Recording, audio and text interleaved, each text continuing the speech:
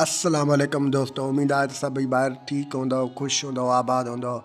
दोस्तों हिकु सिंधी टीवी ते बहितरीनु ड्रामो अची वियो आहे जंहिंजो नालो आहे मुजरिम। दोस्तों हिकु बहितरीनु ड्रामो उन जूं रिकॉर्डिंगूं हलनि पियूं ऐं ॿाहिरनि खे ॿुधाईंदा हलूं त उन ड्रामे में हिकु बहितरीनु सुठा अदाकार आहिनि, जंहिंमें कुझु नवां अदाकार बि आहिनि ऐं पुराना बि अदाकार। त दोस्तों अव्हांखे ॿुधाईंदा हलूं त हिन ड्रामे जो मेन कैरेक्टर जेको असांजे हिन माहौल में अॼुकल्ह हली रहियो आहे वॾेरा शाही, उन वॾेरा शाही ते रखियो वियो आहे।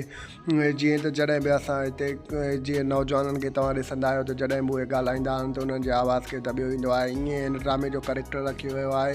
हिन ड्रामे में जेके बाशऊर अवाम यानी कि जेके नौजवान आहिनि उन्हनि जे आवाज़ खे दॿायो वेंदो आहे, उन्हनि खे क़ैद में रखियो वेंदो आहे।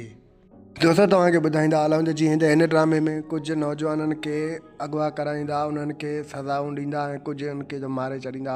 जीअं दोस्तों जीअं त ॿिए तरफ़ तव्हांखे ॿुधाईंदा हलूं त दोस्तों हिन ड्रामे जो डायरेक्टर फरज़ंद मलिक हूंदो यानी कि खजू हूंदो। ॿिए तरफ़ तव्हांखे ॿुधाईंदा हलूं त हिन ड्रामे जो राइटर जेको आहे या दोस्तों राइटर चौधरी असगर मलिक हूंदो। ॿिए तरफ़ तव्हांखे ॿुधाईंदा हलूं त हीउ ड्रामो जेको आहे मथे महीने में सिर्फ़ु सिंध टीवी ते नशर कयो वेंदो।